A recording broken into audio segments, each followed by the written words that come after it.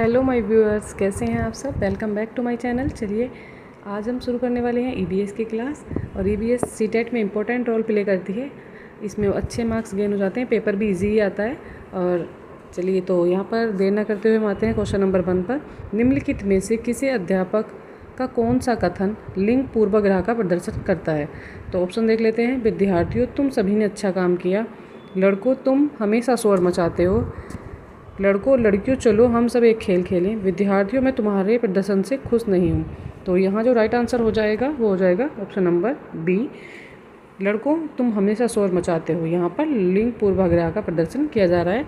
आते हैं next question पर। क्वेश्चन नंबर है 2। सौर सेल के निर्माण हेतु किस पदार्थ का उपयोग किया जाता है।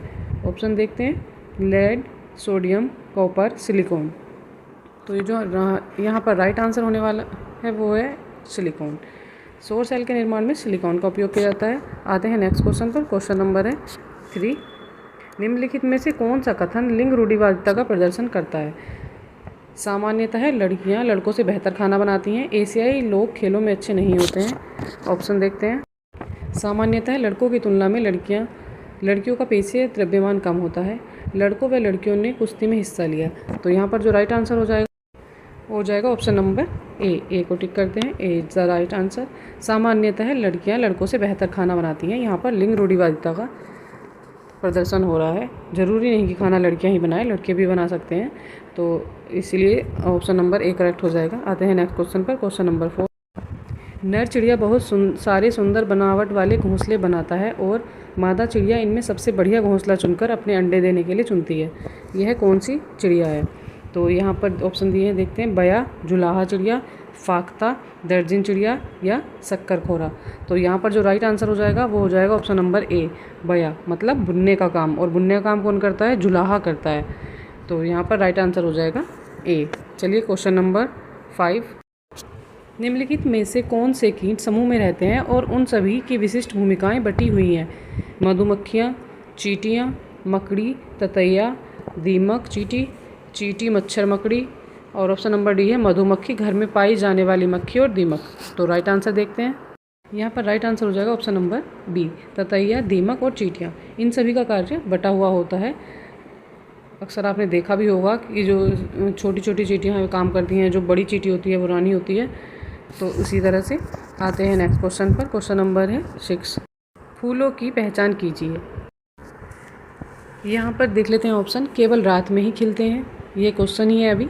औषधियाँ बनाने के काम में लाए जाते हैं, रंगाई के काम में लाए जाते हैं, पूरे वर्ष भर खिले रहते हैं, ABCD क्रम से। तो यहाँ पर कौन से फूल हो सकते हैं जिनके बारे में ये बातें कही गई हैं। ऑप्शन देखते हैं यहाँ पर। गुड़हल, गेंदा, गुलाब, धतूरा। धतूरा कोई फूल नहीं होता है। रात की रानी, गुड़हल, गेंदा, गुलाब, चमेली, गुलाब, धतूरा, गुलदाउद। यहाँ देखते हैं आप लास्ट ऑप्शन में सदाबहार, धतूरा, गुलाब और गुलदाउद। इन सभी में धतूरा आ रहा है और धतूरा कोई फूल नहीं होता है। तो यहाँ पर फूलों की बात हो गई है, तो ऑप्शन नंबर बी के साथ जाएंगे। रात की रानी, गुड़हल, गेंदा और गुलाब। ऑप्शन नंबर बी करेक्ट हो जाएगा। आते हैं नेक्स्ट क्वेश्चन पर। क्वेश्चन नंबर है 7। मधुमक्खियों के छत्ते में मधुमक्खियों के बारे में निम्नलिखित में से कौन सा कथन सही नहीं है। केवल रानी मक्खी ही अंडे देती है। श्रमिक मक्खियाँ काम करने वाली नर मक्खी होती है। जो काम करने वाली मक्खी होती हैं वो नर मक्खी होती हैं। छत्ते में कुछ ही नर मक्खियाँ होती हैं। छत्ते में केवल एक ही रानी मक्खी होती है। तो यहाँ पर जो राइट आंसर हो जाएगा वो हो जाएगा ऑप्शन नंबर बी। श्रमिक मक्खियाँ जो होती हैं वो नर मक्खियाँ होती हैं, बाकी ऑप्शन यहाँ सही नहीं है।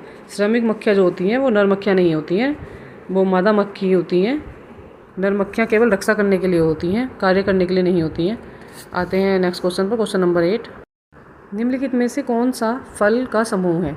ऑप्शन देख लेते हैं। आलू, बैंगन, आम, केला, बैंगन, सेब, टमाटर, केला, अदरक, केला, भिंडी, आलू। तो यहाँ पर जो राइट आंसर हो जाएगा, इसके ऑप्शन में मिस्टेक है। ऑप्शन नंबर बी है केला, आम, सेब। तो यहाँ पर जो राइट आंसर हो जाएगा, फलों का समूह कौन सा है इसमें से, option number B is the right answer, केला, आम और सेब। चलिए नेक्स्ट क्वेश्चन पर चलते हैं। Question number 9। क्वेश्चन नंबर 9 है। भारत के अनेक इलाकों में पाई जाने वाली या पाई गई बावड़ियों के संदर्भ में कौन सा कथन सही नहीं है। कौन सा कथन सही नहीं है बताइए। ये जल संरक्षण की पारंपरिक व्यवस्था है। बावड़ियों का जल पीने के लिए उपयोग में नहीं लाया जा सकता। ये वर्षा जल संग्रहण का पुनः अवशोषण के सिद्धांत पर आवेशन के सिद्धांत पर आधारित है। इनका उपयोग सामुदायिक संसाधन के रूप में किया जाता है। तो यहाँ पर जो राइट आंसर हो जाएगा वो हो जाएगा ऑप्शन नंबर बी। यहाँ पर पूछ रहे हैं कि कौन सा कथन सही नहीं है, तो नहीं है वाला हो जाएगा। यहाँ पर देखेंगे आपको नेगेटिव पॉइंट दिख जाएगा। बावड़ियों का जल पीने के उपयोग में नहीं लाया जाता, जबकि बावड़ियों का जल पीने के लिए राजस्थान में पानी नहीं होता है, तो वहाँ पर पहले बावड़ियाँ बनाई जाती थी और बावड़ियों के जल का पानी जो बावड़ियों का जो जल होता था वही पीने के काम में आता था। ऑप्शन नंबर बी हो जाएगा करेक्ट। चलिए आते हैं नेक्स्ट क्वेश्चन पर। Question number 10। एक रेलगाड़ी अहमदाबाद से त्रिवेंद्रम की ओर जाते हुए कई सुरंगों से गुजरती है। ये सुरंगें किन पहाड़ियों में हैं? ऑप्शन देखते हैं, पूर्वी घाट, पश्चिमी घाट, हिमालय, अरावली। त्रिवेंद्रम की ओर जा रहे हैं तो ज़रूर हम जा रहे होंगे तमिलनाडु, केरल और कर्नाटक की ओर, और ये पाए जाते हैं कहाँ पर?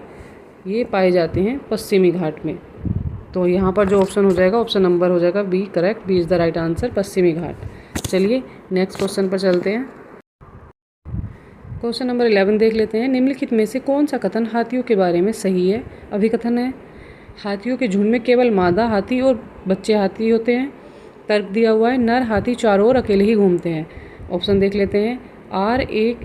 आर और ए दोनों सही हैं। आर ए की सही व्याख्या करता है। ए आर दोनों सही हैं, लेकिन आर ए की सही व्याख्या नहीं करता है।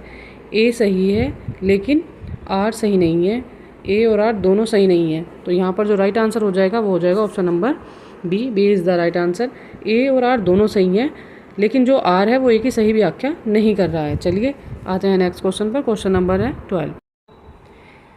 Question number 12। नीचे कक्षा 5 के 4 बच्चों की खून की जांच रिपोर्ट में उनके हीमोग्लोबिन के स्तर के बारे में बताया गया है। अमन, राधिका, सुरजीत और मारिया। अमन का दिया है 8, राधिका का 10, सुरजीत का 14 और मारिया का 6। तो जो सही हीमोग्लोबिन होता है वो 12 से 14 के बीच होता है। हीमोग्लोबिन का स्तर 12 से 14 के बीच रहता है, और यहाँ पर सबका कम है। अमन का 8 ही है, राधिका का 10 और मारिया का 6 है।